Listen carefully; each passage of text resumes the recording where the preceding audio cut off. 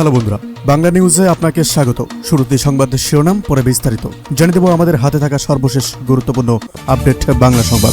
বিস্তারিত আপডেট পাওয়া যাচ্ছে। ট্রান্সশিপমেন্ট বাতিল হলেও স্বাভাবিক বাংলা বান্দা। নেপালে গেলেও 147 টন আলু। আপনাদের সাথে আলোচনা করব ডিসেম্বরের আগেই নাকি নির্বাচনের রোডম্যাপ দেওয়ার আহ্বান এবার বিএনপির। এদিকে আসন্ন বাজেটে যৌক্তিকভাবে কর বৃদ্ধি করা হবে জানালো এনবিআর চেয়ারম্যান। সর্বশেষ আপডেট পাওয়া যাচ্ছে এনসিপির সঙ্গে হেফাজতের বৈঠকে আওয়ামী লীগের বিরুদ্ধে এবার ঐক্যমত্য। আপনাদের সাথে বিস্তারিত আলোচনা করব। সংস্কার ছাড়া নির্বাচন হবে ডাকাতির নির্বাচন, এরকমটাই জানিয়েছেন সৈয়দ মোহাম্মদ ফয়জুল করিম।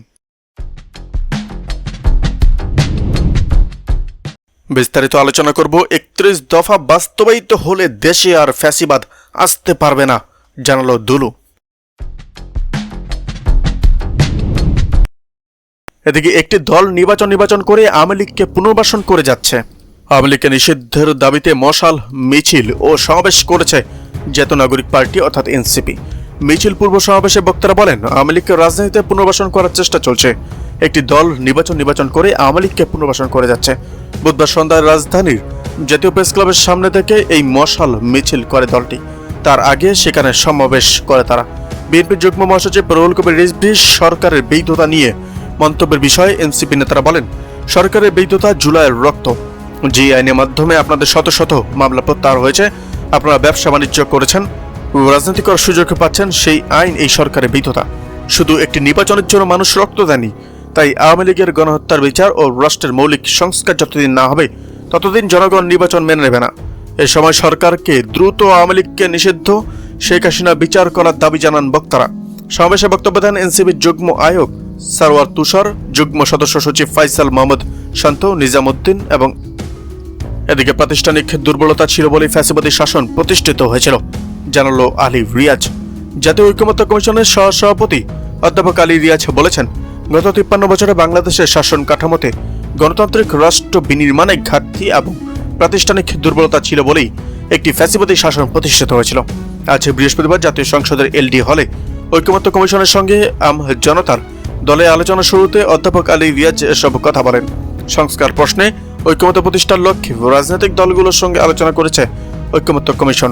এর অংশ হিসাবে আজ জনতা দলের সঙ্গে আলোচনা করে কমিশন।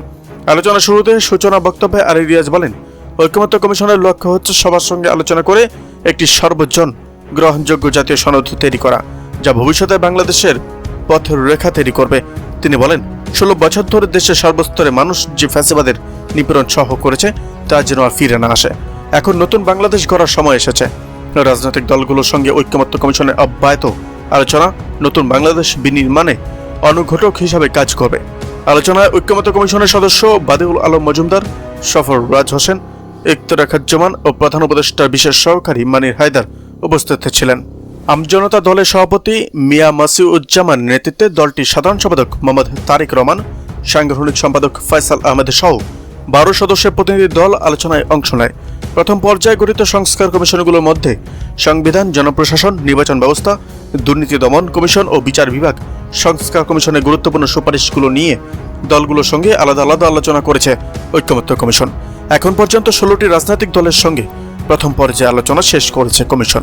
এদিকে 31 দফা বাস্তবায়িত হলে দেশে আর ফ্যাসিবাদ আসতে পারবে না জানালো দুলু। বিএনপির কেন্দ্রীয় নেতা ও সাবেক মন্ত্রী অ্যাডভোকেট এম রুহুল কুদ্দুস তালুকদার দুলু বলেছেন, রাষ্ট্র কাঠামো মেরামতের 31 দফা বিএনপির একার নয়। বিএনপি ক্ষমতায় গেলে কি করবে সেগুলো 31 দফায় বিস্তারিত বলা আছে।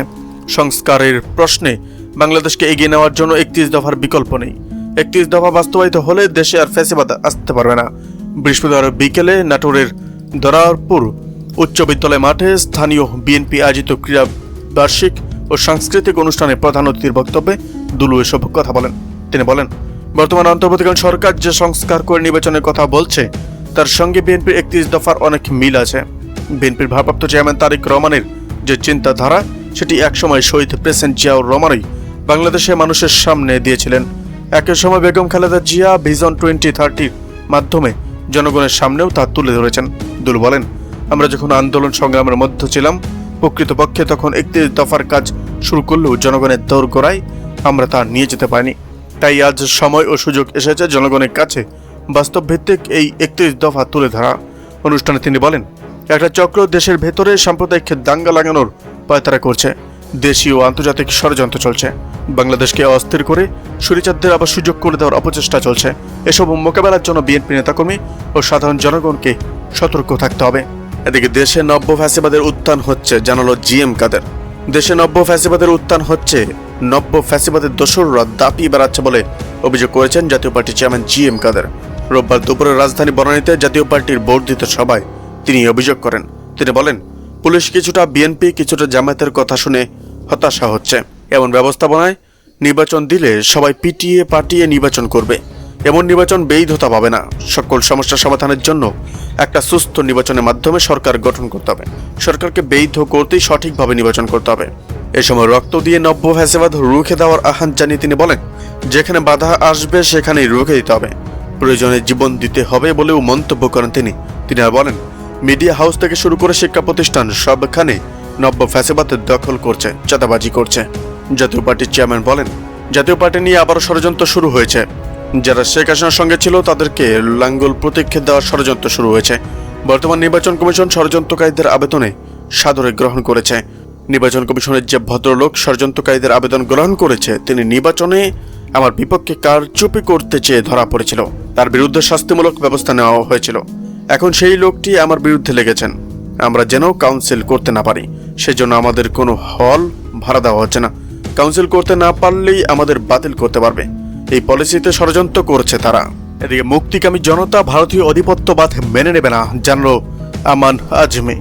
দীর্ঘ 8 বছর আয়না ঘরে বন্দী থাকা ব্রিগেডিয়ার জেনারেল আব্দুল্লাহিল আমান আজমি বলেছেন, 1971 সালে ভারত তার নিজের স্বার্থেই আমাদের স্বাধীনতা যুদ্ধে সাহায্য করেছিল। তারা আমাদের পাকিস্তানের গোলামি থেকে মুক্ত করে নিজেদের গোলাম বানাতে চেয়েছিল। এর জন্যই তারা এতদিন ফ্যাসিস্ট হাসিনাকে সহায়তা করে আসছিল। কিন্তু মুক্তিকামী জনতা এদেশে আর কখনো ভারতীয় আধিপত্যবাদকে মেনে নেবে না। আজমি বলেন, বাংলাদেশকে নতুন করে সাজাতে চাইলে ভারতীয় আধিপত্যবাদ থেকে মুক্ত থাকতে হবে। আমরা কেউই ভারতকে বন্ধু বলে মনে করি না। জুলাই বিপ্লবে ছাত্র জনতা তাদের জীবন দিয়ে এই দেশকে ফ্যাসিবাদের কবল থেকে মুক্ত করেছেন। তাদের কারণে আমরা দীর্ঘ 8 বছর গুম থাকার পর আবার মুক্ত জীবনে আসতে পেরেছি। এজন্য আমরা তাদের নিকট কৃতজ্ঞ। বৃহস্পতিবার বিকেলে 3টায় ঢাকা বিশ্ববিদ্যালয়ের সামাজিক বিজ্ঞান অনুষদের মোজাফফর আহমেদ চৌধুরী মিলনায়তনে এক সেমিনারে এসব কথা বলেন তিনি। বুদ্ধিবৃত্তিক সংগঠন 36 হাসিনার গুম খুনের রাজনীতি আয়নাঘর প্রকল্প শীর্ষক এই সেমিনারে আয়োজন করে। অনুষ্ঠানে বিশেষ অতিথির বক্তব্যে সুপ্রিম কোর্টের আইনজীবী নাজিবুল রহমান মোমেন বলেন, এ দেশে গত 16 বছর ফ্যাসিবাদে